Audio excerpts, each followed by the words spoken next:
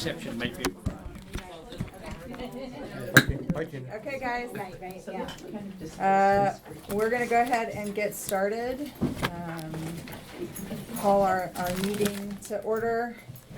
It is being recorded, although our sound system's not working so well, so if you can't hear, just raise a hand. Keith, you want to start us off with the weather? Get something off your computer from me. Keith Allen, the weatherman. Good to see you all here this evening. Council members, residents, Todd. Separate. Weather looks great for Thanksgiving. Clear, sunshine, low 50s. Tomorrow some showers, a more cold rain on Saturday, but that probably won't come in until later in the day. And then Sunday looks nice, a little breezy, sunny, low 50s. We've had a very cold, and as I put in the newsletter, I did a whole narrative on it, very cold late October and November, but that's all going to change into December. I think it's going to be a lot milder than normal, and I know you like to hear that, but as the winter moves along, I think it's going to get progressively colder with a better chance of getting several snowstorms. Welcome, Andrew. And, we're probably going to wind up with a lot more snow than we've had here since 2016. Of course, we got it all at once in that storm on January 22nd. But it's all good, and it's looking good all through next week for the travel day. Maybe just a few showers, but temperatures in the 50s to near 60. And then a very nice Thanksgiving Day followed by a nice, dry Thanksgiving weekend. Good. Right. I see it's still shorts weather. I'm holding on as long as I can. Thank you. Great. Thank you, Keith. All right, other resident comments? Before we do committee reports, anybody? Comments for what? I'm sorry. Resident, just open for resident comments. You know, there's something occurred to me, and I just wanted to mention this, and I don't know if this has been done in the village in the past years. Water quality testing. I've been following very closely congressional hearings and legislation that's been introduced on something called forever chemicals, PFAS. They're a 3M DuPont chemical that's used for firefighting foam, pots and pans, the non-stick, and apparently every American has these chemicals in their blood. Little kids, adults. So this is beyond lead. Filters cannot deal with these chemicals. So it's something that I don't know how much it costs to do testing of our local water here in the village, but I think it's well worth the money if it's not, financially prohibitive. But it's something that's really concerning. There are birth defects, cancer rates in these communities that are downwind or downwater, whatever the term would be, downstreams. Thank you very much. From facilities, Air Force facilities, where they're using these firefighting foams and military bases. So something I'd love to inquire about. Would you please state your name and Andrew address? Counters, Turner Lane. Andrew, I just learned tonight that Monica Marquina, who used to be the rep for MML from the Montgomery County chapter, is now the municipal rep at WSSC. So we know her, and this is an easy question to ask. Maybe whether they've done testing. Yeah, and I think there are probably private businesses as well that can come into a community and test water. Thank you. Thank you. Bernice? Bernice Duvall, Taylor Street. I am wondering if it's possible for me to ask, or have an opportunity to ask, questions with respect to Mr. Lowenmeyer's report. Okay. Yes? During that time. Oh, do you want to ask now, and then we'll see if you can address it in the report time? I actually need some information first. Okay. Thank you. All right. Anybody else? Andrew, so if we were to test water, is there something that we could do if there's elevated levels of these chemicals? I mean, that's a good question. I don't know if scientists have figured out what you can do, but at least you can advise your constituents not to drink tap water. Okay. Or even filtered water from the fridge, as my kids do, and so it's something that I think is pretty concerning. I mean, I don't know if they can do lead testing as well, but I think most pipes now in our community are like, plastic or not metal lined or lead lined. So, it's kind of an awareness of what you're consuming, right, in general, but that's something there's no packaging on the faucet when you turn on the water, so. Okay, that's helpful, thanks. Yeah, thank you. Okay. Any other resident comments? Okay, great. So committee reports. Lori, do you wanna start? Yep. Do it from right here, is that okay? Yeah, that's great, thank you. Okay.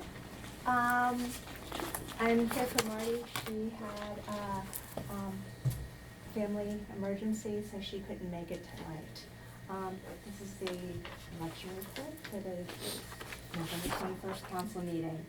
We're pleased to announce that response to the open community solicitation notice for the council vacancy, 4 residents have come forward, interested and willing to serve. With the logistical assistance of the village staff, Tina and James, sorry. The election committee mailed the solicitation notice to every Martins Edition household, posted it repeatedly on Constant Contact, published it in the monthly VMA newsletter, made copies available in the village office, put it up on the neighborhood announcement board, and highlighted the notice online in the weekly VMA news you can use. The committee also posted a friendly reminder on the unofficial village listserv, answered questions, provided information to the VMA residents via email, by phone, and in person. The application period opened on Tuesday, September 24th, and closed on Monday, October 21st. It is a pleasure to see the positive community response. The 4 candidates for the council position are, in alphabetical order, David Bjorklund, Peter Kahn, Andrew Cotters, and Todd Mann. They each provided a written statement of interest. The election committee sent the council the names and the statements of everyone who applied and sent thank you notes to all 4. Martins Edition is a self-governing village, and council service is important. We applaud the civic-minded residents who step forward to meet this community need. Could you stand up, Andrew? Yeah, Todd? we have 2 people Give you here. a round of applause. Yo. Thank Peter Kahn, I believe, Thank is you. stuck at an airport on his way back from India. Oh, really? And David will be here at the meeting later, so everyone is trying to get here in some way or other. The council will elect the new members by a simple majority vote. We understand that the council is beginning to interview the candidates. We expect the council to vote in January as soon as the necessary charter amendment is completed. It's now in process.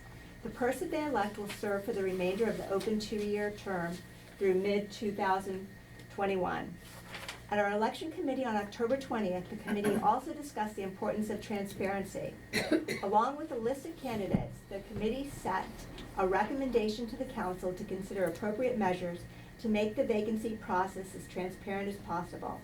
In keeping with that principle, as well as past VMA practice, we are making the names of the interested candidates available to the community in this committee report. This completes the election committee's statutory responsibility under section 408 of the charter to conduct an open, community-wide solicitation and provide the council with a list of at least 3 interested, eligible residents to fill the vacancy. And other actions. The election committee set Thursday, May 7th as the date for the next village election for 2020. The committee also recommends that the council amend page 3 of the VMA election ordinance, policy number 2-16-2A, to allow residents to mail requests for absentee ballots to the election committee at the village office to improve administrative efficiency. Prior to that, we had sent ballots to the Chevy Chase post office, and a member of the committee was going back and forth to try to pick up the ballot. If you've ever been there, that was my job. If you've ever been there, twice the lock broke off. So we feel like it'll be a better, it's old, so is the explanation. No one tried to break in or anything. They could still access it from the back, but those post office boxes are very old. Absentee ballot requests require quick turnaround, and having the committee pick up the mailed request at the VMA office will make for a faster response time. Residents can currently drop off their absentee ballot request forms in person at the village office, and it makes sense to allow them to mail their request there as well. A markup showing the proposed change is attached to this report, which I believe the council already has. The next election committee meeting is scheduled for Sunday, January 12th at 3 p.m. As usual, we will post the location agenda on Constant Contact before the meeting. VMA residents are welcome to attend. For residents who can't attend, the election committee reports and minute meetings will be posted on the VMA website. Any questions on any of Just the a thank topics? you. Thank you for Thank you. running the process and for getting us the names. And now that they're public, we'll be able to begin our Okay, well, I'll pass that on to the committee. thank you. Thanks, Lori. All right. Ms. Paula, do you want to do trees? Yes, yes, please. Hi, I'm Paula Goldberg, Bradley Lane. I'm the Village of Martin's Additions tree supervisor. And as Peter Kahn said with great humor one time, he said, trees must be very difficult to supervise, but, because they don't work. Yeah, anyway. Funny. Anyway, in terms of our current activity, Paul Wolf, who is our VMA arborist, plans to continue to monitor right-of-way trees through the late fall and early winter months for problems, and will deal with them as they arise. Paul will shortly complete, or has completed, tree stump grinding for the season. He and his team will continue to prune the lower branches, also known as elevating lower limbs of trees along Taylor Street and Turner Lane for safety reasons. They will also start planting replacement and new trees in the right-of-way before the end of the calendar year. I'd also like to update you on the VMA Canopy Tree Program. There were no applications from residents this season for canopy tree installations, and I suspect that the need for planting canopy trees may have sort of flattened out. So I'd like to ask the council and get some recommendations about how we could possibly broaden this initiative to include other native trees, like understory trees, smaller trees that still have plenty of environmental value that we could help subsidize and help enhance the Village of Martin's Additions. I'm just don't know what the process is or how to best go about it. So I'll pull one of you aside sometime and ask how I could do this. In terms of Tree City USA, the Tree City USA applications are renewed annually, and the deadline is December 31st this calendar year. Tina and I plan to complete and submit the application in the next few weeks. The Tree USA signage for the village is currently being researched by James, and I know that there's a point in tonight's meeting which there'll be some discussion about plans for this. The road signs are, and I don't know if this is in the plan, but they're very reasonable. They're about $65 each. They're very durable. In fact, we have a Tree City USA sign up on Thornapple Street that I just noticed a few weeks ago that must have been there for a couple of decades. So they stand the test of time.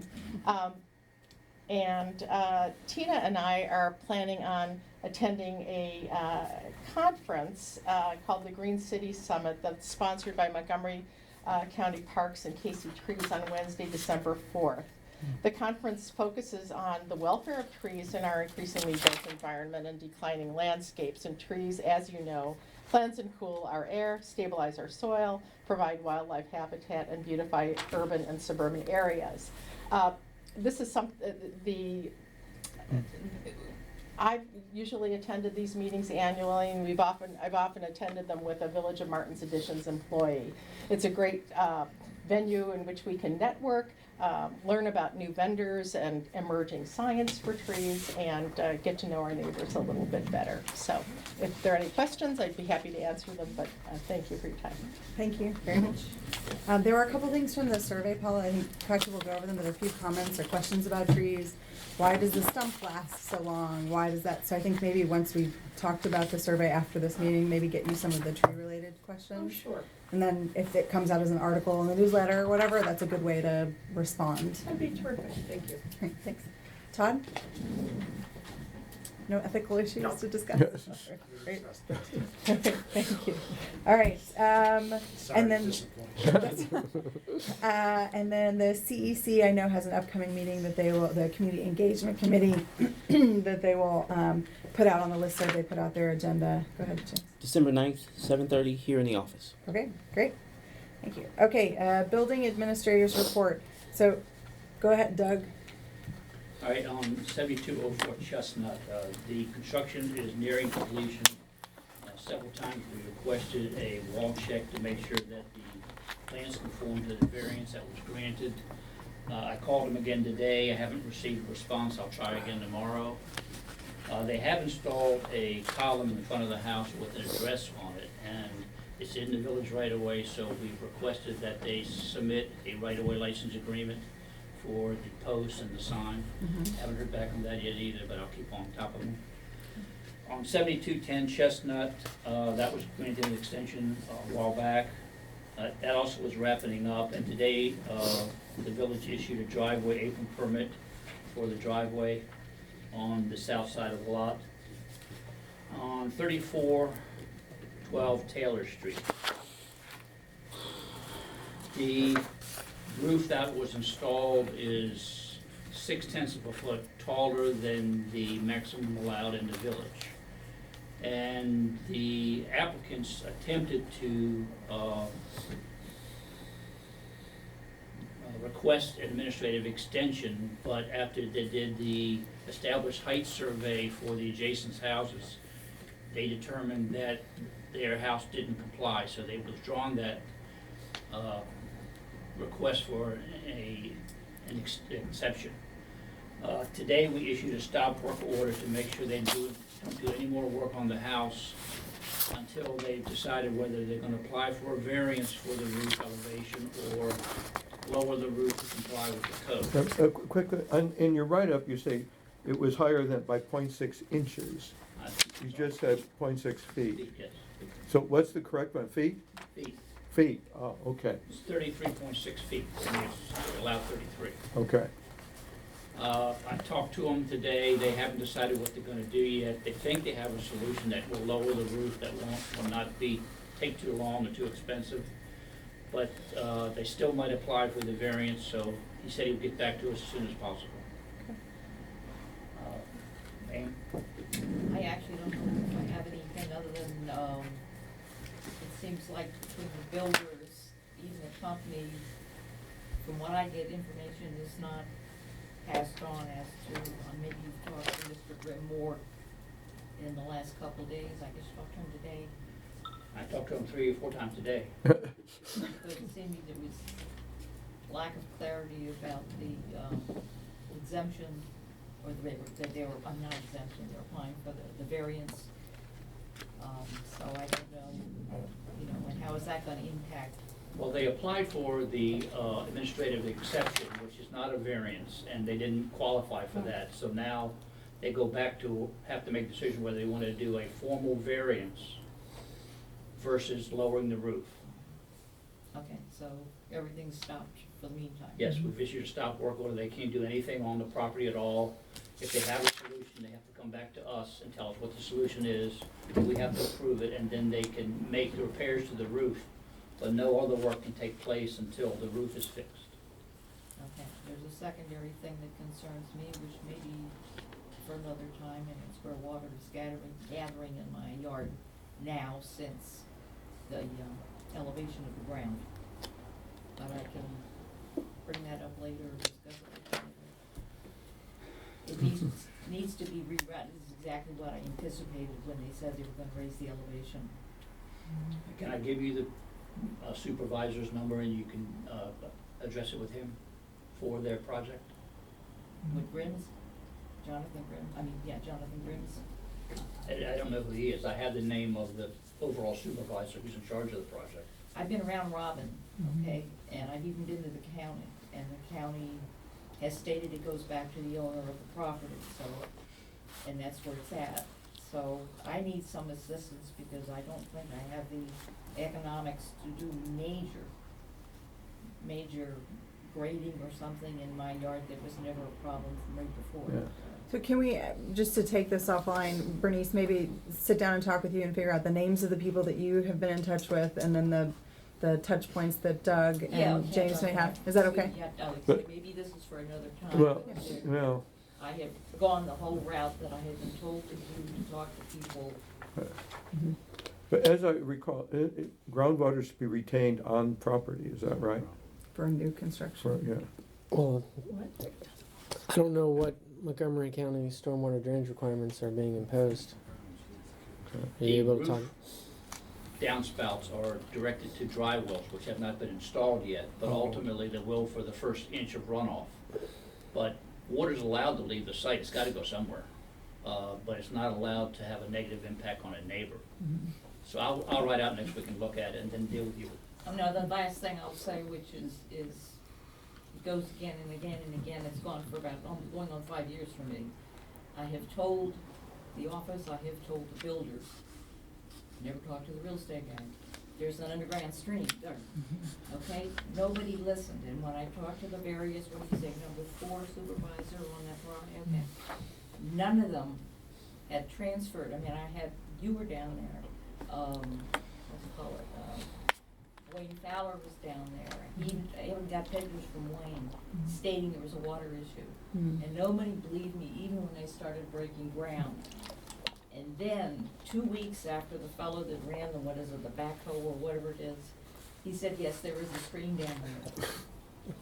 But no one passed on, and so when I went under recommendation, like I said, I've kept a file.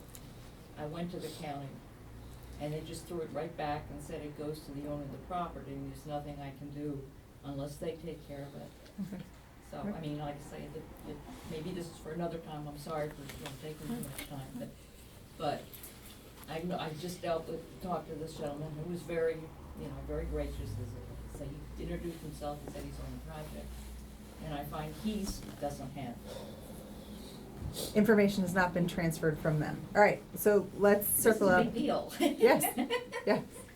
Okay, thank you, Bernice. Doug, is there anything else before we? May I ask a Sorry, question? yes. Doug, what was the address of the property that will need a right-of-way agreement? 7204 Chestnut. 7204 Chestnut, okay. They haven't applied for it yet. Okay. I mean, I've left them a voicemail message, but they haven't. Okay, thank you. All right, anything else on? That's it. Okay, thank you. Next, we'll be doing a public hearing on charter amendment regarding council vacancies.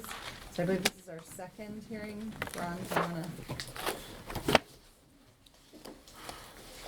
Yeah, so the charter amendment was introduced at the October meeting, and it's ready for public hearing and action tonight. In accordance with the recommendation from the election committee, the charter, section 408, would be amended to allow vacancies to be filled and the appointee to serve through the unexpired term of the vacant office rather than serving until the next regular election. That edit will allow the existing staggering to be maintained.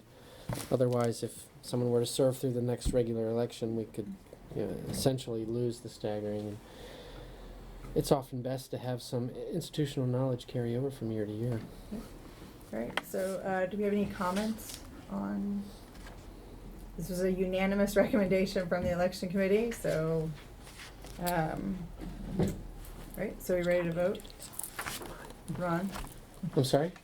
can we vote? Yes. Okay. There were no, for the record, there were no comments from the residents gathered here. Okay, so. Need a motion? Making a motion to, on charter amendment number 2019-1. I will move that we adopt charter amendment number 2019-1, and also note that there was no objection among the council members to this either. And I'll Makes second. sense. Great, all in favor? Aye. Right. Opposed? No? And because we have so many documents to execute tonight, I've prepared copies of everything. Thank you. And so we'll just have everybody sign before we leave tonight, and then I can scan and submit to the office. And just for residents' awareness, next steps will be, we'll be interviewing the candidates while this document is published in newspapers of record, and 50-day layover, which means we make it into January, and we will elect and hopefully have a new council member at the January council meeting. Okay? All right, next, resolution number 2019-11 is the debris plan MOU with Montgomery County. The debris management MOU, so you have a resolution that would authorize the execution of the debris plan MOU that's been presented by the county. That would allow the village to piggyback on the county's plan, which is adopted according to FEMA regulations and allows us to preserve entitlement to FEMA reimbursement by being part of that plan. And the county's asked for it to be returned by December 6th. Okay. We've been reimbursed by Thank you. FEMA before, so Yes. keep the agreement going. So we need a motion to Yes. introduce Approve. the resolution? We're going to you approve that just approve resolution, it? yes. Okay. Move that we Your turn. approve, resolution 2019-11-1. Second? Second, All in favor? I, Aye. Opposed? Okay, great. That's approved. Next thing is the public hearing on resolution 2019-10-1 to amend the permit fee schedule. again, we just introduced the resolution. Yep. No, this is a hearing. This is a hearing as well, Ah, We so introduced it last. it was meeting. introduced at the okay. October meeting, and it came to our attention that the schedule of fees currently provides that the permit amendment fee is 50% of the existing permit fee, and it wasn't clear if the amendment also included an extension. And We made it more clear. right, that the looking at the history, it was meant to include an extension, so this edit will just add or extension after the words amendment on the fee schedule. We also had a friendly amendment at our last meeting regarding the variance fees. That was accepted. I believe Katja recommended that the building code variance application fee is $1,500. But oftentimes we're looking at several variances in one application. And the council agreed to a $500 $250 per additional variance within one application.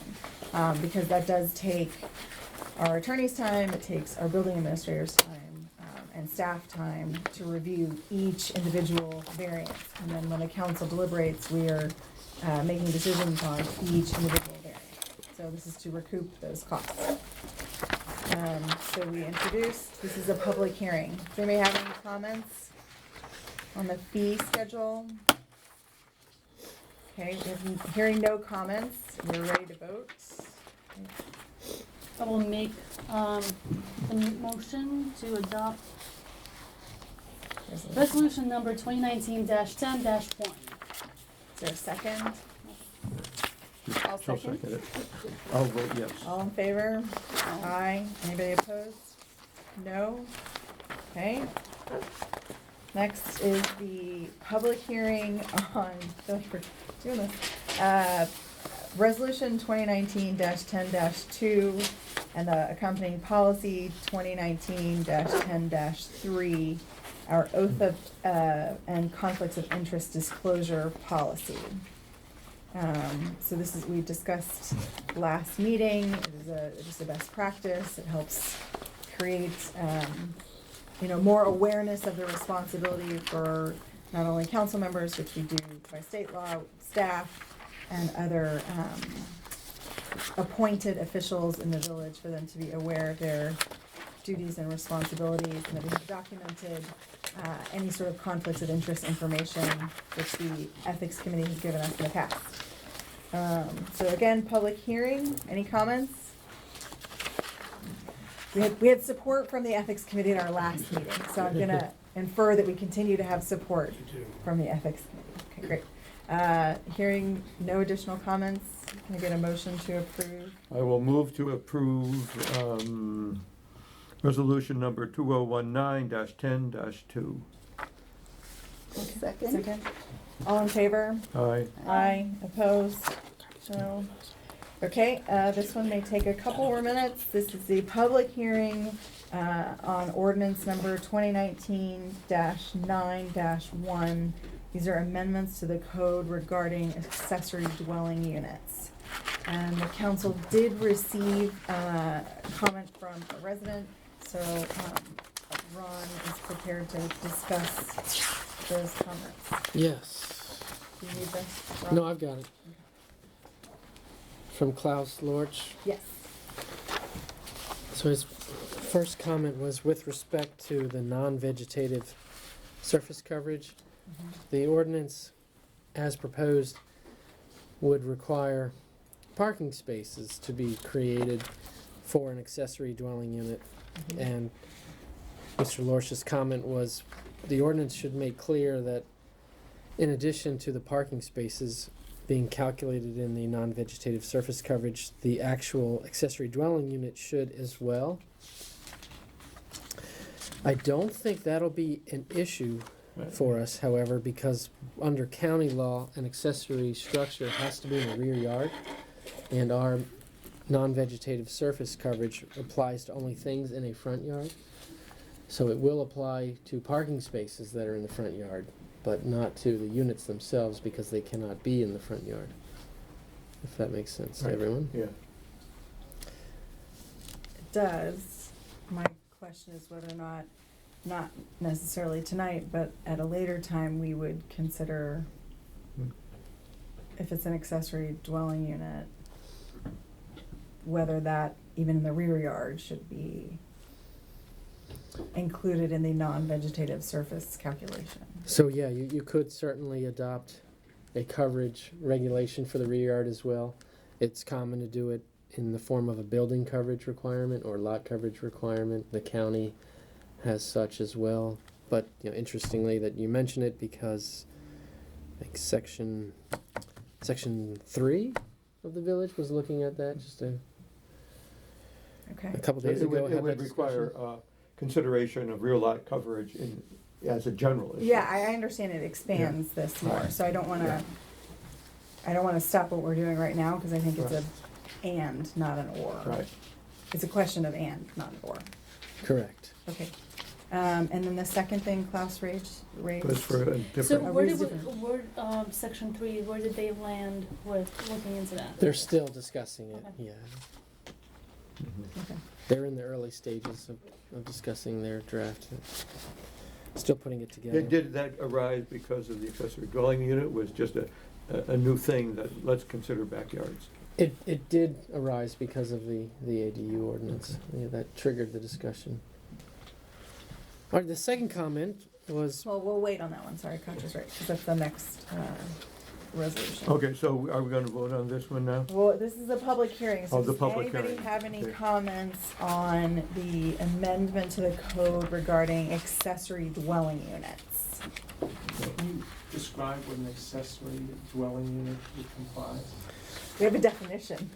sure, so currently, under county zoning law, in single-family zones, like in the village, there can be only one dwelling unit. There is an exception in the county law. A duplex could be built as part of a moderately priced dwelling unit development, which is, rare to occur in a village like this. Recently, the county adopted a zoning text amendment to change the rules and to allow second dwelling units to be constructed in residential zones, including in the village. So to build a second house. On one property? Yes. And so this ordinance is aimed at addressing the impacts that could be created for the village by that change in county zoning laws. And this is not like a garage with an office on Yeah, top? it could be. But it could be much bigger than that. 20 by 25 feet. That's the limit? Yeah. And Well, not it's office. Ron, 1,200 square Oh, feet, yeah, 50% of the lot, or 1,200 square feet, whichever is less, or the footprint of the first floor, is it? At the county level, Well, any level. We have setbacks here. I also think we should clarify, we're not, it couldn't be a gym above someone's garage or an office. Dwelling unit, we'd have to have, cooking facilities. It says. Cooking, Complete sanitation, and living sleeping. facilities for more than one household, including at a minimum facilities for cooking, sanitation, and sleeping. So we can operate in a certain area since we don't do zoning. So yeah, I'm sorry, it's the lesser of 1,200 square feet of gross floor area, 10% of the lot area, or 50% of the footprint of the existing main building. But then it says the height and wall plane length, height not exceed 20 feet, or wall plane length 25 feet. Well, This is our current these are the county restrictions on how big it can what you be. were just saying. Yeah, I just wanted to answer that question, and then, let me see. So currently, the village is not proposing a height limitation for an ADU. It's something you could consider. I thought, what's this It's right not here? a height limitation that's different than what we have currently in the Yeah, code for what is heights, this? right? That's an existing, That's existing. We Right. already have a height limitation. Yeah, right, that's already there, Correct. accessory buildings. yes, So Of an 20 accessory feet. dwelling unit would fit into that, wouldn't it? correct, Yeah. yes. Okay, But you're not adding a special height limitation Right, for right. ADUs. right. It's So expressed. right, this is saying, Any accessory structure has to comply with that. right, so this is Be saying it a 25 garage feet, and- 25 by 25 is the maximum and 20 feet high. Yeah. And so this, then in correlation with the vegetation, I didn't quite understand what the. If it's in the class- backyard, Yeah, we don't have restrictions on vegetation Right coverage now. right now. meaning requirement of minimum amount of Right. vegetation. Right, we do for the front. So the question arose was, with Mr. Lorch's comments with Clouch's email, should we be considering that? And I pose it as I think it's a and, not an or. Yeah, Um, something for the future. So in this amendment, we already have a requirement to request a permit, to add parking spaces, to have a license from Montgomery County to operate this unit, and some other things, but so Yeah. this would be in addition to that. I'm just wondering how it's, like, we live on Cummings where there's no parking to begin with, how it would affect parking for some of these really, narrow, densely populated Right. streets. It probably would prohibit it. Right. So that's why there's a requirement in here that says if you were to have an accessory dwelling unit, you would have to provide additional off-street parking. Additional to what you already Additional. have. At least 2 new spaces, 2 new spaces to serve the second dwelling unit, so that parking would be maintained on site and not take up street parking that's already limited. Come on, Andrew, jump in, the water's fine. Yeah, no. I mean, I just, my assumption was if someone builds something like this, it's for their family additional, not to bring additional residents into the community, but I guess it wouldn't prohibit them Right. from renting out. They can't sell that dwelling unit on their property, but they could rent it out to additional folks. So I understand then the challenge with parking that we all face on a day-to-day basis, so, got it. Yes, Bernice? Part of the whole point of the county is to provide more affordable housing. Yes. Any other comments before we? Okay, thank you, guys. So can I get a motion to, Introduce, have we Adopt. introduced? Yep. Adopt, Yep. we have Adopt. introduced it. Everything on the agenda is ready for adoption Adoption. tonight. we've been Right. very busy. I will Okay. move to adopt ordinance number 2019-09-1. Is there a second? I will second that. All in favor? Aye. Anyone opposed? No? Okay, moving on. Reasonable So accommodation. now we are on our, public hearing ordinance 2019-09-3, accompanying resolution 2019-09-4, and the policy 2019-09-5 regarding reasonable accommodation processing here in the Village of Martin's Additions. Ron? you wanna do Yes, it? yep. This ordinance would add to the code a procedure to address when a reasonable accommodation under the Americans with Disability Act is made part of a variance request. And it would allow such a request to be granted on an administrative basis without the need of a public hearing, assuming there's no objection from the neighbors. It would be granted by the manager and the chair. If an application is submitted, the neighbors would still get notice and then would have 20 days to indicate to the village office, or a council member could indicate as well, whether there is any objection to the request. If an objection is submitted, then the request would follow our standard variance procedure. But if there's no objection, again, it could be processed administratively. Okay, thank you. Ron, I just So, wanna check the last copy. Is this Look at that. correct? You may have updated it in your, Whoops. So that is the resolution to adopt. Oh, that's a separate document. Policy is to adopt the policy. we're Yep. just making sure that our numbers are correctly Right. matching. That is- Policy, Your policy is resolution. -5. It is correct. That's Okay. correct. Okay, so are you good with Okay. that amendment to this right now? Yeah. You can adopt Yeah. it all together? This also brings us into compliance with federal requirements. Well, that we're already in compliance, because if we did get a request, we would process it in accordance with Oh. federal law. But this just provides an express procedure to make sure we treat all variance applications in the same way. Okay. And allow it administratively, which we don't have to do. We don't have to do that under federal law, but it's a courtesy. Okay. And I think it's a good practice. And to clarify, it's again, just for requests that are, for accommodations based upon a disability, As defined by federal law. as defined by federal law. Correct. So Klaus had a comment on this one. Did you also have that? Yes, yeah.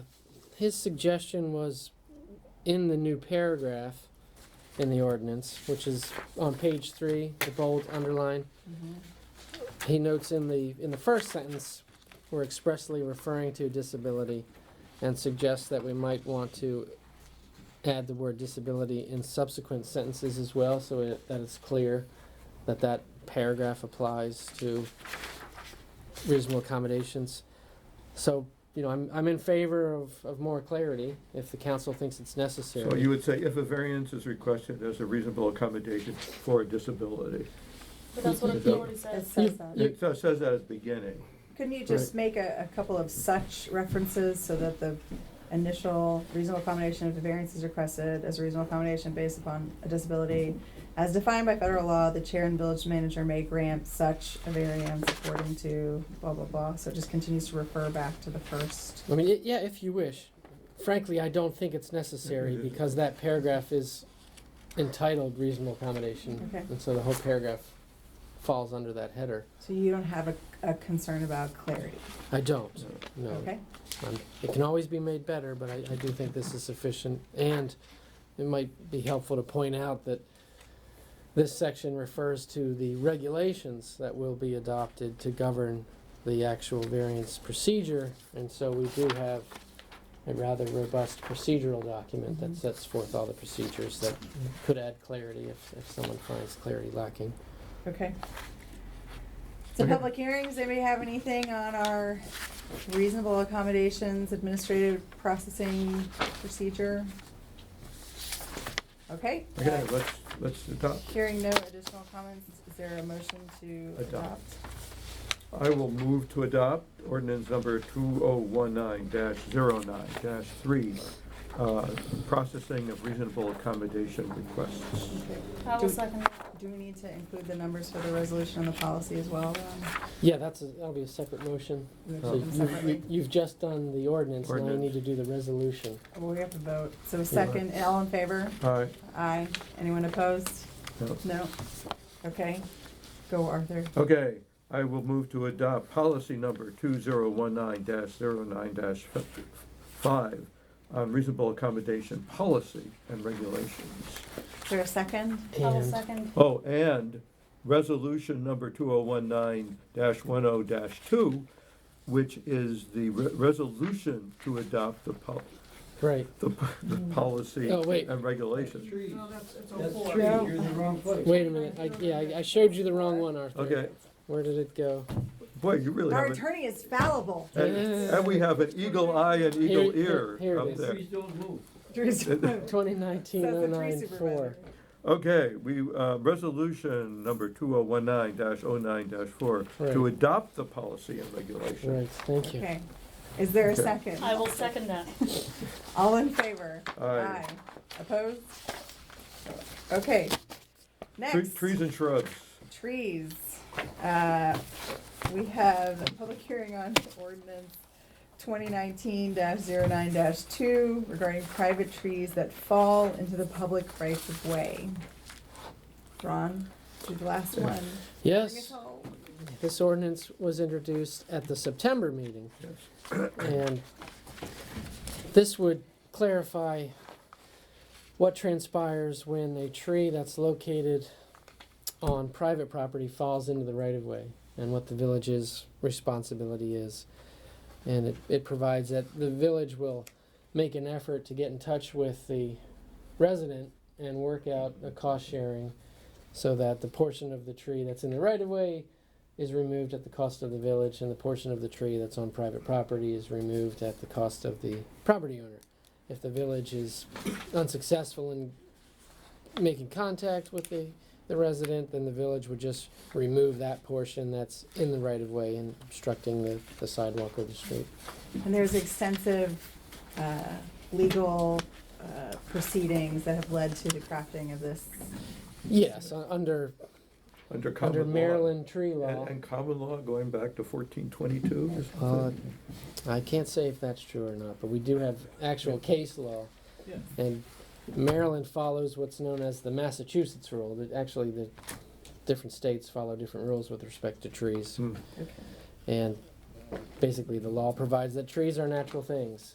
And there's generally no liability for tree falls and limb falls and such, because if we were to impose liability, litigation could be endless, and we may end up with people just cutting down all trees to avoid liability. So instead, the courts say they're natural things, and you've got your homeowner's insurance to cover any damage to your house or vehicles from your neighbor's tree or a right-of-way tree. And if a private tree falls in a neighbor's yard or in the right-of-way, it's now owned by the property owner of where the tree falls. But if it crosses a property line, then you've got shared liability for removal. So that ordinance would follow that law, the Massachusetts rule. Okay. Any comments? Just Yep, a we comment. got, I mean, we got having several. had this experience, as I'm sure many of us have, I think the term is act of God, when one of these trees lands from a neighbor's property into your property. In that case, I'm responsible to take care of the damage that's on my side of the property, even though it's not my tree. So I think this is an exceedingly Correct. fair resolution to this kind of challenge. Okay. And Todd? if the tree is on public property and it falls on private property, how does that? The same rule applies. Half, The- whatever portion is on the private property, that person pays for it? Correct. Well, the village may decide to take care of it, but from a legal standpoint, if the tree falls from the right of way, damages a fence, damages a car, then the homeowner's responsible for that damage, but has insurance to cover that damage. The And homeowner is responsible for the other person's car? No, It's- no. So the hypothetical was, what if a village tree At the that's village. in the right of way Okay. falls onto a homeowner's lot, fence, or So car? like Your if roof. my branches are falling onto my neighbor's Big lawn, branch they're responsible for that. from a right-of-way tree crushing Correct. your roof, But there is an exception. yeah? And Ron is not providing legal counsel to anyone but the village council. The exception right is now. if the tree owner I has thought it reason to was believe right that over the tree the is top of your dangerous, roof. they have an obligation to take care of it. Branch That's coming the in, village. Right. maybe Yeah. it was your neighbor. I thought it was So your- again, So you can't allow a tree to die and But if then the allow tree's its branches alive to and- fall on your neighbor's car. Like if the neighbors don't like walnuts falling or anything, that's fine. That's Walnuts? it's an act of yeah, God. yeah. that's an act of God, okay, or acorns or. Okay, So, let us move to adopt. thank you, everyone, for participating in that. Anybody want to make a motion? I will move to adopt, am I on the right one? Yes. Ordinance number 2019-09-2,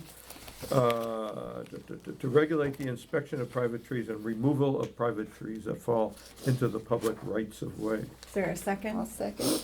All in favor? Aye. Anyone opposed? No? Okay, great. We've Wow, made it out of the boy. public hearing section of this meeting. All right, the next thing is composting RFP update. So we put out an RFP, we got a couple of responses. James went through, provided an analysis of those, and made a recommendation on the contractor that we should use. At the last meeting, after the last meeting, Ron and I talked about there are budgetary and policy implications since this would be a new program. So there are questions that we kind of need to ask about or make decisions on, hopefully tonight, about how we would implement this. And I'll just briefly run through them so one would be that the village would pay for each household outright and administer the entirety of the program. So registration, communication with the contractor, communication back through to the residents, back and forth. One would be a cost share. We'd have to determine how much we would share with each resident of the cost. One would be that we're a pass-through for each household. So kind of like the holiday funds, residents would pay the village office X amount for the service, and then the village office would add the check and then pay the contractor. And then the last one would be that each household would pay for its participation in the program. There are models at Chevy Chase Village that are that each household pays for its participation in the program. There's the town of Chevy Chase that administers its own program in its entirety. I should note that the RFP did give us information from the contractors that, or the potential, the respondents, that there would be significant cost savings just by putting together, kind of pooling residents. So right now, one of the contractors' average cost is about $33 a month.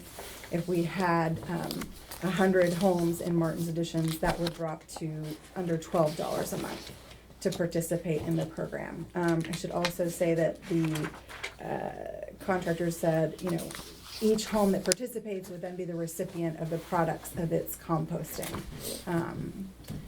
So I don't know if anybody wants to jump in there or has strong.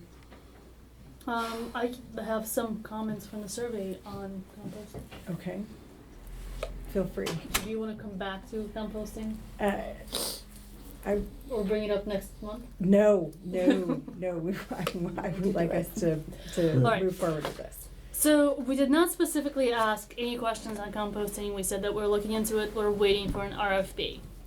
Nonetheless, we got out of all the people that took the time to write a text response in the survey, 1/4 actually wrote something about composting. So it's a topic people care about. There were 10 positive responses and 4 negative responses, as in, I don't care, I don't want to pay for it, I don't want to pay for other people's composting. So that's, just something to consider. It's the topic, one of 2 topics that has been brought up most consistently this year.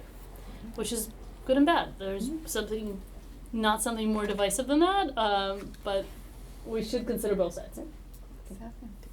Hmm? Glass So- half full. Yes, that's right. So I will say my recommendation, especially since our budget cycle is off with adding a new service, would be, since there's not a difference in monthly rate per household if the village pays or if residents pay directly, there's no savings per household for that. And we've put together this pool. So the business is willing to do all of the administrative work for the same amount. My recommendation would be, and it's saving about 65% per household. So kind of like our tree program, a little bit of skin in the game has seemed to have people take it seriously, and when they participate, they're very invested and involved. So my recommendation would be that we follow the model of Chevy Chase Village, and that each house pays for participation in the program. We would set up on our website the information about the program, all of the details that we need to provide, and then there would be a link to the selected contractor where they would manage registration and enrollment, any kind of day-to-day back and forth with the residents who choose to participate. So that's my recommendation. And I'm assuming you're saying you do that on a trial basis, and then next budget cycle would consider making it a service of the village? Possible. Future I is think the that would future. be, yeah, of course. If there was demand for it. We Very could see what the positive response. participation rates are. We Yeah. could offer with that information next year to pay for it, knowing how many people are actually participating in it. And what the service is and what Yes. Because the, right now there's just too many unknowns. yeah. Yeah. There Like was a something, leaf vacuuming. Start out as a trial and then Yeah. offer it. Yes. I was completely ignorant about what kind of benefits there are to composting. Whether it's a positive, whether putting stuff down your disposal is adequate. And I'd never seen anything for it. And there was an article in the Washington Post last week from WSSC that say they prefer people not to put garbage down the disposal. Yeah. The first time I've ever heard that. And the reason they gave was that essentially they're engineered to deal with toilet waste, not with kitchen waste. Which suggests maybe Thanks. add a different strain of bacteria into the sludge or something. But that's the first time I've ever heard anything on it. It's grease and stuff and Yes, stuff well- up And the rice. outlet. Yeah. Yep. I mean, you should never put anything in your disposal. Is that right? That's right, Yes. except water. All right, so, Ron, since you instructed that we have this conversation in our open meeting, can we now just direct the staff to, using the model of Chevy Chase Village, we will start our program. We should do, heavy announcing, Promotion. promoting. As well as detailing the types of materials, Yes. all of the, And the requisite fact that it's info. a third of the cost, as compared to what they would pay if they were participating on their own. Right. Yes. So, let's get that started. We can now notify the recommended contractor that they've been selected and that we're ready to go forward.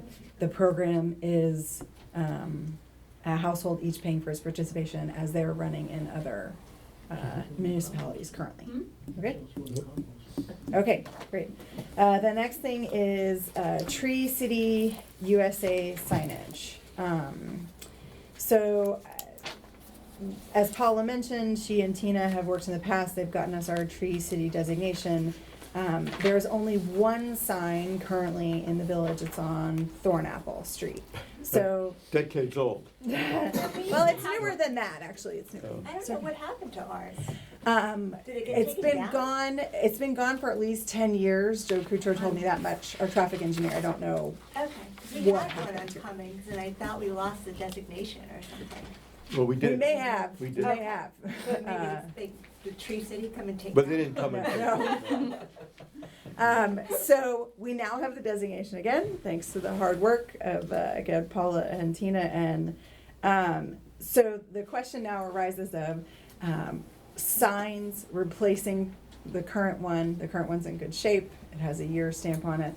Do we add additional signs throughout the village on the back side of the village, if you will? So entering from Thornapple and Summit and Oxford. Joe Cutro did he was asked to find opportunities for placement for Tree USA signs. He made sure to tell me these were not recommendations. He found opportunities for placement. He doesn't like signs. And, well, we also have to deal with entry, village marketization signs, and speed limit signs, etc. Regulatory signs can't be with informational signs. I learned a lot about signage. And so he said, there are about 6 places if we went on the back of all the streets that you could put in the back of the village. So that would be 5 new signs in addition to the one that's currently on Thornapple. This was briefly raised in a meeting, Arthur said, well, why don't we just put, we have these lovely Martin's Edition signs on Taylor and Quincy. Maybe we can just add like a Tree USA city moniker underneath those signs, if you will, entry signs into the village from Brookville Road. We've done a little bit of legwork. The signs themselves, plus installing them, if we did all 6, cost estimates between $500 and $700. If we were to add, we heard today from the company who did the signs before we did one. If we did a metal sign, same coloring, because it needs to be replaceable and or removable if we lose our Tree City designation. Metal signs would cost about $400. If we did the same material, if we had them use the same material that the signs are now, it would cost about $1,600 for the 2 signs on Brookville. I should say that Joe did look for, and I went to every intersection. I have lovely pictures of them if anybody wants to. Putting any individual Tree City USA signs on the streets as you come in from Brookville is a significant challenge due to the number of regulatory signs we have there. The speed limits, the no parking, that sort of stuff. There are safety concerns as well as just spacing concerns coming in off of Brookville. So with that said, does anybody have any? Yeah, I would suggest, the metal signs hung on our current village as a minimum. Mm-hmm. And then if we have the locations for other ones, what's wrong with the metal? The metals are cheap and they're... No, there's nothing wrong with metal. It's the ones that they give us are standard size and they're metal. Yeah. They're rectangular in shape, so this way I don't know how to explain that any differently. Yeah. We don't have space for those in the front, so using hanging a horizontal sign that's smaller in size under the signs that we have right now would then show on this side, the Brookville side of Martin's Editions, that we are a Tree City USA. Yes, Andrew? If there's space on the existing Village of Martin's Editions signs and it's aesthetically pleasing and legible. Right. I've seen these signs around the country. I never really knew what they meant, but they gave me a good feeling about where I was. So I think there's something, it's something positive about actually showing off that that's what we are. Yeah. I don't think you should spend a fortune on it, but I think if it's doable and it fits within, budgetary constraints, I think it's a great idea. Okay, it's a waste of money. And that's the other side of the coin. We welcome all kinds here in Martin's I think Editions. it sends a message to people who want to live here or people who already live here that this is one of our values. Yeah. I mean, if you live here, you know that. You don't need Not to sign up. Not necessarily. Todd? Yeah, we're proud of our canopy. People have And I different. think we people wear have that different. badge. If we have to cut the budget on other priorities, You agree with raised the gentle concern. lady sitting to Right. my right. Yes. So. Yes, yes. Katja, sorry. So if we were to put metal signs on both sides, how much is that? So the metal signs here on Brookville No, like on the back entrance and the front entrance? There's 6 of them. There's 6. should be around $1,000, Okay. give or take. Let's go up to 1,200 so I can have some cushion here for this meeting. Just the two signs matching is 1,600. Just the two signs matching. Just the back is 500 to 700. Yes. Okay.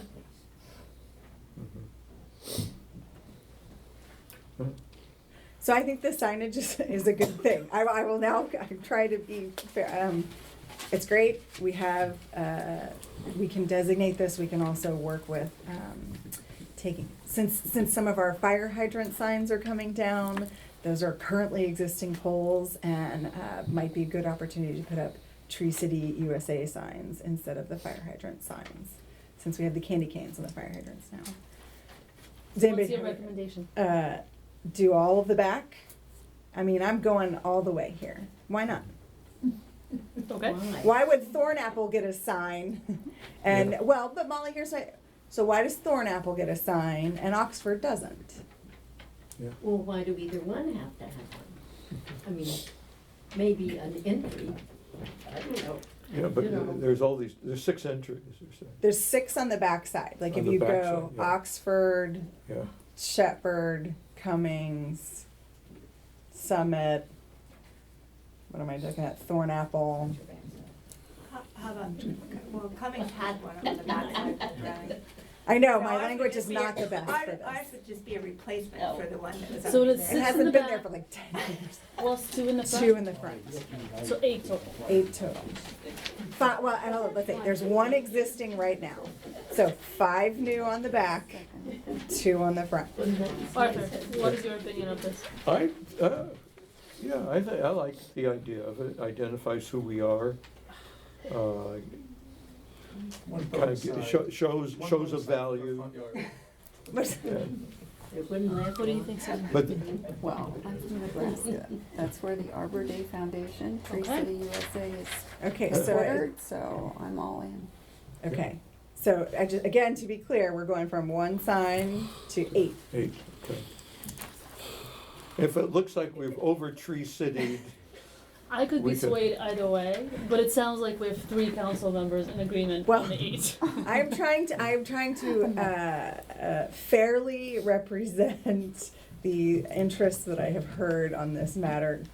Joe Kutro, I will say, our traffic engineer, is not opposed, but has raised that there need to be all the logistical things confirmed before each sign is installed, which is fair. doing the installation? Potentially. What did you say? That Joe wants to make sure, for instance, anything that goes on Brookville, initially there were questions about putting up signs, and he went through and he showed me on all of my pictures, how there's really not good, safe places for them to go. And then he showed me on the other streets how there are good, safe places for them to go if we chose to do this. Okay, so what do we need to do? We can instruct the staff, because this is also within our, And is the money already budgeted? so I believe well, it's it in this. depends on how we call it. What do we call that? This is under our street sign stuff, our street maintenance. Street maintenance. And so there's enough in the budget to Yeah. cover it. Mm-hmm. So Not the 1,600. That's Right, the 1,200-ish, right, Yes, So we're just doing metal signs. correct. correct. 5 new metal signs to match the 1 existing one. And then, I should say, Tree City USA will review, they have to approve, since they are trademarked, they will likely to approve the signs that would go on the front. Since they're not their signs, the sign company would be making them. So you can just instruct staff to proceed with the order if there is currently money already appropriated for that purpose in the budget. Okay? James, Ma'am? do you have any questions? None whatsoever. Let's move on. Yes, ma'am. Survey. Katya. All right. So this is the results of our survey round 2. The first time it was sent out, there was some kind of a technical malfunction. and we only had records of responses from a couple of streets, and we're missing most streets in the village. So that survey was not counted. We covered it somewhat at the last meeting, but overall, since it wasn't representative, we are discounting that and going with this survey. 87 responses overall. A lot of folks wrote in text comments, which is great, to express what they really think is important. So I'll go through the responses first of the questions really quickly, and then touch a bit on the text responses. Overall, the residents are satisfied with village operations. 85% is very favorable. Some folks didn't respond to this question, but for the most part, it's a very positive one. Then we had a question on how quickly the staff responds to inquiries. Generally positive, but there's a bit of an opportunity here to improve the response rates here, especially in instances where it took a week or somebody did not receive a response altogether. Not a huge percentage of those. I'm just saying that they are out there, so it's an opportunity. And the same goes for the council. You know, we can always improve on the response times there. For the question on the enforcement of the building codes, whether they've been fair and effective, the responses are positive, but what I'm seeing over the years is that that curve is flattening. So it seems like there's less of a dichotomy that we used to have in the beginning, where some people were really for it and some were less for it. Now it's just kind of, most people say neither agree or disagree, or they're for it, or think positively of it. On our communication methods, generally positive responses, some written in, so I'll cover that shortly. Election, whether it was conducted in a fair and open manner, very positive response rates here. I mean, if you look at the results of the survey itself, which is projected there, it looks like it's just 75% positive, but it's because some people did not complete this question. The next question where there was is more indicative. It's 95.5%, 97.5% that said that it was clear and effective at communicating. So thank you for running the election so smoothly. I'll pass that on, thank you.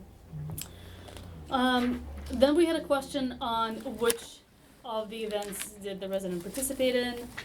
Celebration on the sidewalk keeps being the top event. Over the years, it's 55.9% said they participated in that. But there's a nice spread over all the other ones listed, and we had a pretty good selection there. So whether it's council meetings, thank you for all of you that is keeping us company here. Halloween, Independence Day, Spring Fling, movie in the park, etc. We've asked whether there's additional events people would like to get organized. Not surprisingly, some people want more kid events, some people want more adult events, some people want more teenage events. So we normally hear that, but for teenagers specifically, it was community service type events. So just to direct their energy towards something positive. Good idea. Yeah. Okay. All streets were represented this time, which is great. So if we look at the text comments, And so you say constant contact monitored the whole time, and they did not perceive any glitches in the receipt or sending of information this time. Sorry. Yes, and I think if we look at the percentage of street participation, it is reflective of how many houses are roughly on that street. So smaller streets have less respondents, larger streets have more. Mm-hmm. It's what we want to see. It's kind of like our test of, did it really work, in some ways. So composting, tons of responses, mostly, 10 versus 4 responses that are for or against. Police also received as many responses, so about a quarter of the folks wrote in. Interesting, yeah. Found that they want to see more police patrols. It is a very expensive service, but definitely considering the amount of responses, we should discuss that again. We bring it up every year, but we should continue looking into it. About 5 respondents are requesting snow shoveling for the elderly. For seniors. Again, a very, very expensive service if there's a snowy winter, which is of course when it really will need most help. So, again, something to respond to. And then there were, some comments on performance of staff and council members. It was about even. Love them, hate them. Yeah. Yeah. So, but it's good for us to be aware of that. What else is there? One resident wanted to they felt we're withholding information regarding our reserve funds. Yeah, in fact, they don't sign their name here, but I've had emails from a person on that question. The state requires that our reserves be placed into 100% insured deposits, which limits the kind of places we can't invest in mutual funds or that sort of thing. Suggested that we have a money manager, which I think this individual does. May want to get his hands on our $3 million to manage. But given the fact that it has to go into 100% insured deposits, there's not a lot to manage there. You can find the CDs or the bank deposits, or where we have most of it right now is the Maryland Local Government Investment Pool, the MLGIP, which pays market rates of return. Some municipalities have a person designated as their first investment person on the staff and go out hunting for where you can get the best CDs. But you're limited to how much you can put, $100,000 per CD. So you have to put it into a lot of different banks, and they're always coming due and moving it around. So it doesn't really pay to hire a money manager for Martin's Edition. But I may, in Treasurer's report, discuss that in more detail. Yeah, that'd be I great. think we could, and also, maybe it's an article for the newsletter, just like Paula, there's a few tree things that we Right. should share with Paula, and she might help explain that stuff. Right, I can write up something for that, yeah. Another opportunity could be, and I know we've talked about this in the past, but trees and what we talked about, what if they fall, whose responsibility is that? Because a couple of residents did inquire about that. It just happens that we covered it today in detail, but it's just information that is useful to keep in mind for residents. On the communications question of whether residents feel like they receive proper communication, some folks felt that there's not enough information given on the discussion of items that we have at the meetings. We do project the materials and send them out ahead of time, but something to keep in mind, maybe we can give a quick run through when we have major items for discussion, or we can discuss other potential solutions. I think Not that- here to necessarily solve the So I would say two things issue. on that one, and I know the fact that we produce the packets that we look at here at the table are the packets that are up on the website, and residents are made aware that they're available to them, I think is great transparency. And then also just, I'll use Klaus Lorch's comments today, the fact that he was able to make such detailed comments and email them in, shows there's information available. It's a lot of information. I mean, when the packets are 40 pages long, and we try, I think it's good to summarize discussions when we're here. I think one of the things I noticed in some of the comments is, this is a council meeting, it's a business meeting. It's not an open forum or town hall. So we have to manage our responsibilities as council members to move things forward. And the audio is posted online, Yeah. so it's available. Well, didn't it used to be that we weren't allowed to talk if we were here during the council? There was a rule that the council, in fact, it's a general parliamentary rule, I see. that the council conducts its business. There are stated opportunities for residents to participate, but it's not a back and forth between council and residents on a continuing basis. Right. But in today's, the chair asked, because the proposals were up for public discussion, we invited comment on each one. On each one. But we also invite, at the beginning of every meeting and the close of every meeting for resident comments. And, you know, I don't recall a time where we shut that down precipitously. Happy to, educating people more is always a good thing. Yeah. There was a lot of comments on, I'm happy to live in this village, it's very friendly, it's a great place to live, so I don't want to say that, you know, all of this is some kind of a complaint or a wish for something different. There's a ton of support for how the village is operated today. These are just additional suggestions that I'm kind of raising here. A couple of comments on fixing sidewalks on Brookville. I don't know if we have cracks there or maybe uneven pavement, but something to look into. I know we fixed them a couple of years ago throughout the village, but maybe some trees grew more and it shifted, so. It was something I also raised this evening with our state representatives who came down, that since anything we do on Brookville, we have to coordinate with State Highway. So they are aware, and hopefully as we look at what we can do, they'll be able to help us with what they can do. Okay. But James, if you could look into which spots that may be, that there's a concern, that would be helpful. And leaf blowers. Some municipalities have prohibited loud leaf blowers, so now there's a request to consider that in our municipality, so that's something. Gas powered versus electric. Gas powered. Loud ones, not so loud, right?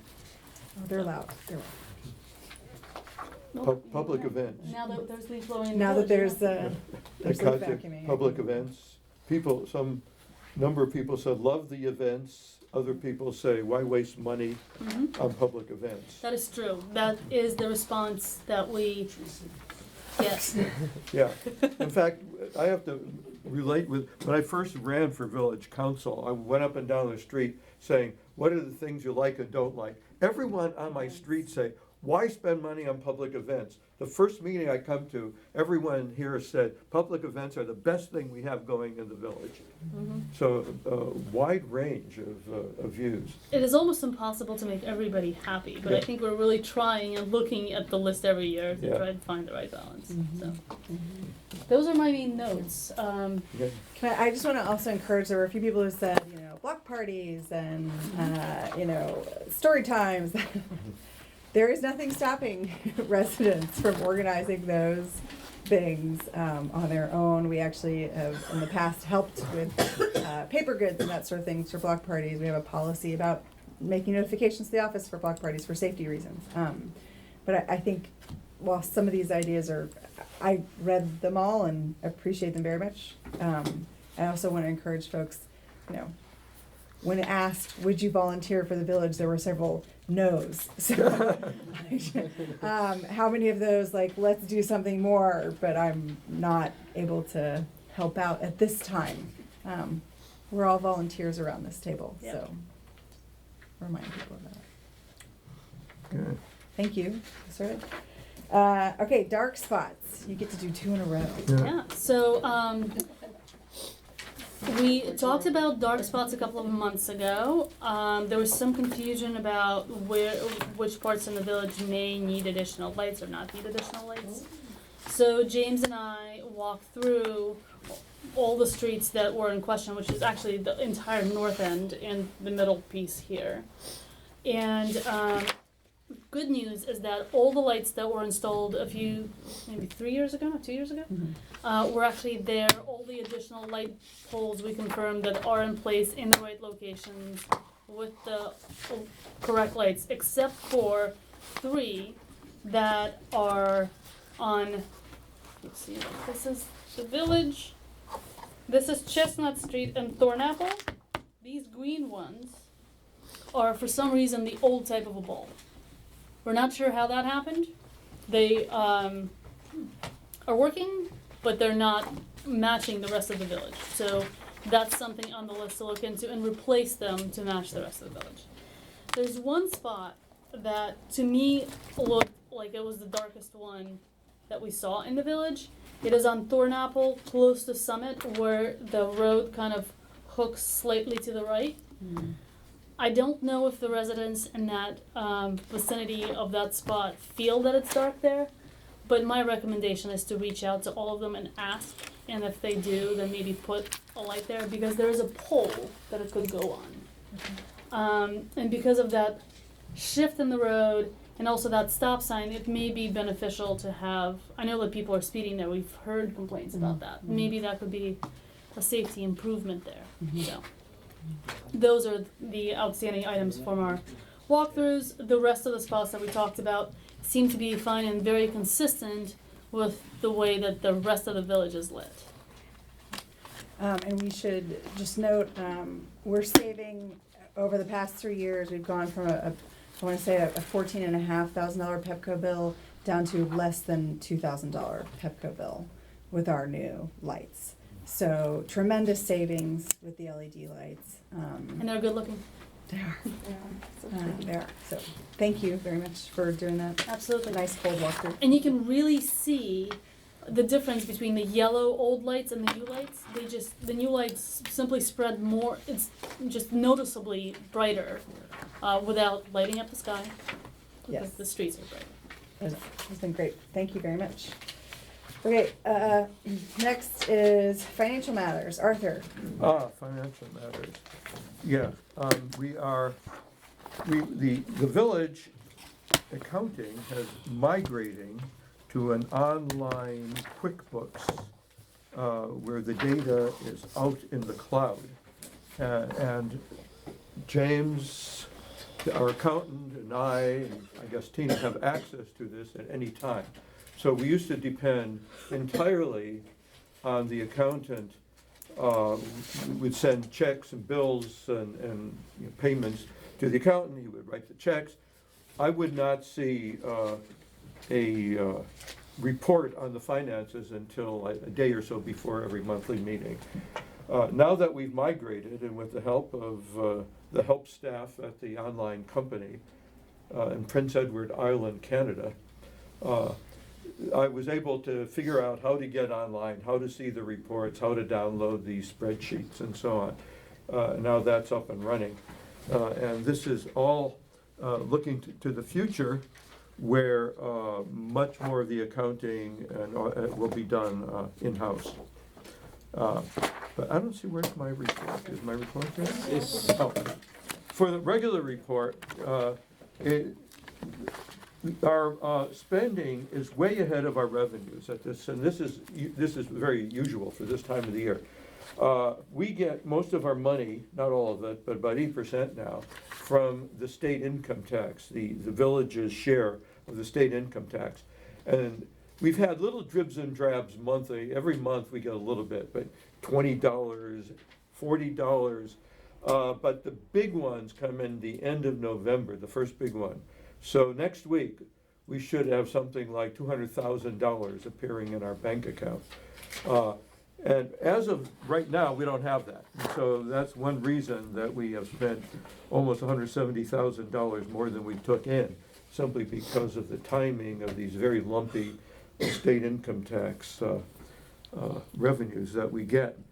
Our money that's in our savings account, we have set aside $1.5 million for various projects, roads, sidewalks, improving the lighting as we identify dark spots, and anything that comes out of the walkability study about how to improve the sidewalks and walkability in the neighborhood. In addition to that, we have just a plain $1 million set aside as reserves. And let me tell you what that's for. 10 years ago, during the big recession, those state revenues that were coming in collapsed. Much of the money that people of the Martins Addition pay on income tax has to do with capital gains. And if the stock market tanks, our revenues tank.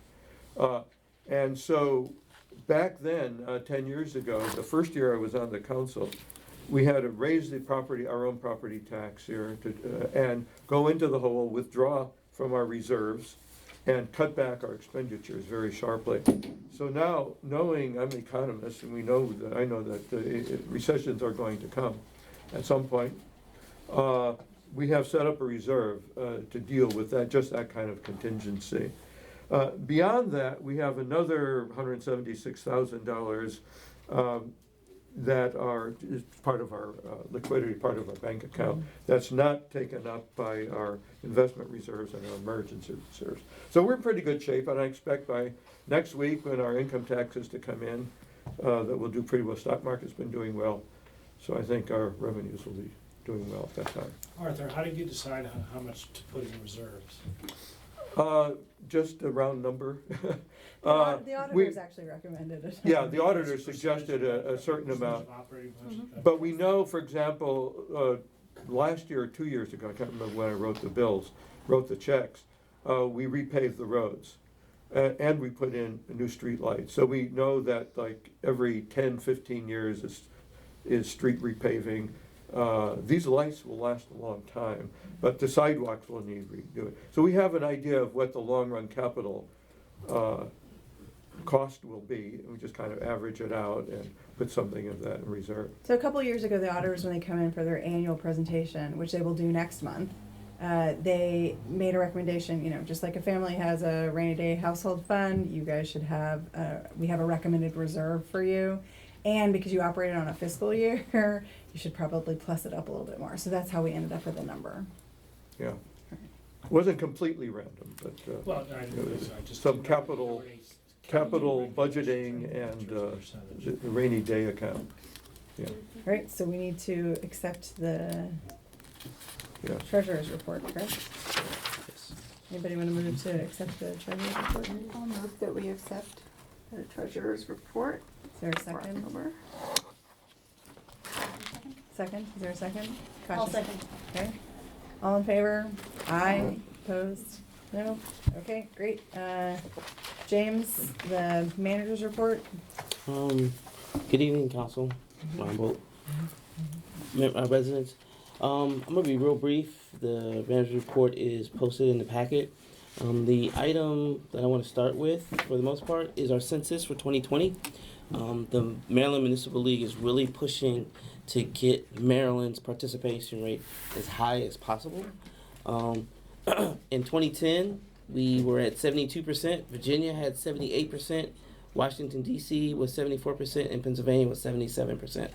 So the reason they really are trying to push this is that the most, this will determine whether or not we're going to get a piece of that $675 billion, and that is with a B, dollars. So for every Marylander not counted, cost the state approximately $18,250 over 10 years. So if you have any issues with the census will kick off in March, and then it'll have to be due by, you have to fill it out by April or May. But they're really pushing. The other thing I want to highlight is if you need a part-time job, the census is currently hiring 5,000 people for Montgomery County alone. Wow. The rate of pay is $21 per hour.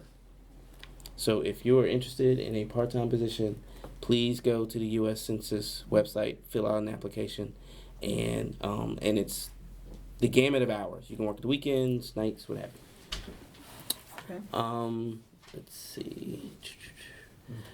As stated earlier, we are on the Maryland Procurement website. Emma, it took me 2 days to get that up and running. This is a brand new, they redid their website, and that's why it's taken so long. So we're finally back onto that. So there are a couple things on here that you've asked for decisions on. Composting. Correct. Yes, we've given composting. direction on Yes. that. The VMA arborist RFP. Correct. There was only one person. We just need to iron out the details. Okay. And we can go So, Ron, do we need to discuss in open session or the details of the contract? There was one piece of the RFP that was not responded to. So do we need to do that? Yes, yeah, Okay. that's an open matter. So the one piece of the RFP that was not responded to is an email, having the ability to contact via email. The respondent did not provide one. It's almost 2020, so it's hard to it's hard to do business when there's not an email. At the same time, we got one response to the. And also, we know that respondent is a quality provider. Yes, yes, okay. So I think that we can move forward with the response that we have. Okay. Any other questions? Okay, great. Great. And then the walkability committee, we are still in search of a few names to join that. Chris Jakubiak has been in the village doing. Oh, We're here. great. Put me on. Thank you. All right. Thank you. If I can serve on two things. Yeah. Well, this one is this is an ad hoc committee, so Should be fun. ad hoc. All right, James. Is there anything else you need from us in open session? Not regarding those two items. The GIS RFP is active. The deadline is November 27th, 2019. Ironically, because that particular RFP was done in Emma as well, we received like 10 inquiries compared to our usual limited number. So Emma's just the state procurement. It's the same, website. but it's exposing us to a lot more Interesting. vendors, Yes. if you will. The archiving is coming to a close. Ooh. Way to go, Tita. We're down to 3 drawers left, believe it or not. And once she goes through that, then we'll be able to start doing the process. We need to ask him. Yeah, I mean, So Ron provided his counsel. We know since we have a state-approved archive policy, our schedule, we are allowed to destroy based off of that schedule. Correct, as long as you prepare the certificates. Yes. And so we are coming into the home stretch. I would hope probably early December we should be done. I'm counting the holidays, so I can't say end of November. The office will be closed on Thanksgiving, November 28th and 29th. For those who are interested in trash pickup, it's normally on Thursday, which is Thanksgiving. It will be moved to Friday. So trash pickup will be Friday instead of Thursday.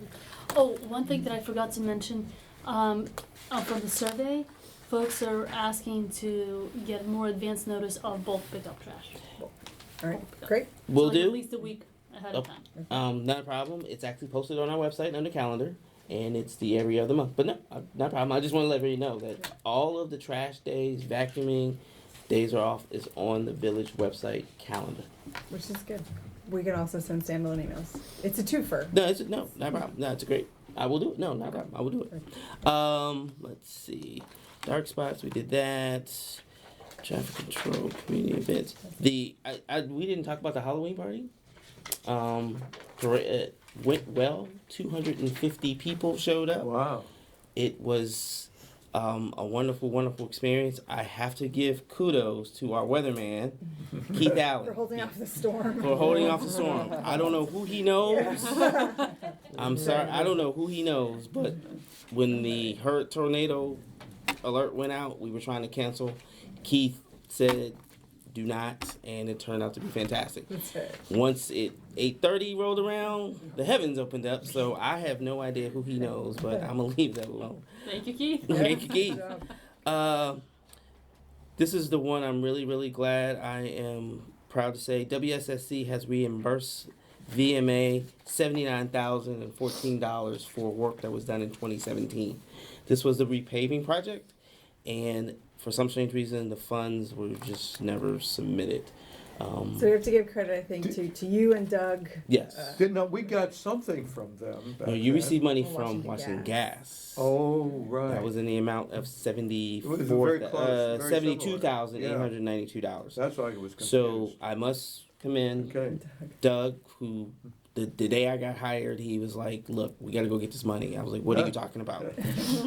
But it's been deposited, and that case is closed. Good. Pepco, 7220 Chestnut. This is outside of Marty Langland's home. The light was out. It has been repaired. Was and that a new LED? That was a new LED light, It was. and it was out. I don't know why, but Pepco has come through and they replaced the bulb, and it's now working. Very- And then I've also asked our tree arborist to look at possibly cutting limbs back in that area to make sure that the light shines a little brightly. That's a good solution. Um, So when we did the study and we looked at the lights, Yeah. LED lights are impacted by possibly heavy winds or any kind of impact, Oh. more so than time, right? So they live for 20 years, but if there's a But if you storm, they're bang it, more likely And if a to. branch falls on top of it. or Exactly. something. So if it's burnt out, it's probably something like that. Good point. Lastly, we have 21 yellow fire hydrant signs that will be removed. I say by the end of November, but he did say no by the end. He thinks it'll be done by next week.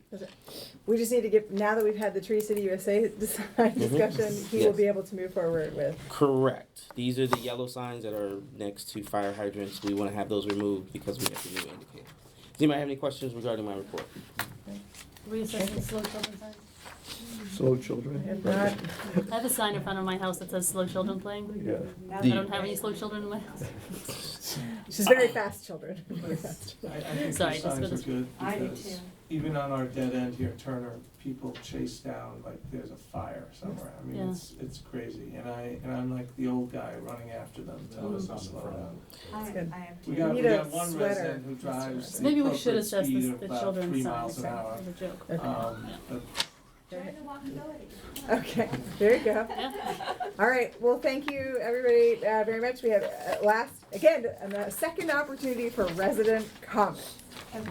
Lori? I wanted to comment as an addendum to the election report. Okay. Possibly, he pointed out to me that David Yorkwood was delayed in his arrival, so I just wanted you to stand up and to thank you for putting your hat in the ring for Real young blood. Okay, thank you, Lori. Thank you. Any other resident comments? Okay, the council will now entertain a motion to enter into closed session under Maryland Code General Provisions, Article Section 3-305B1 and 7, to discuss personnel matters that affect one or more specific individual employees, and to consult with counsel to obtain legal advice regarding the same and a building code enforcement matter. Good. Thank you. All right, And wait, we need a second. anybody second that? I move. Citizen second, all in favor? Aye. Opposed? No?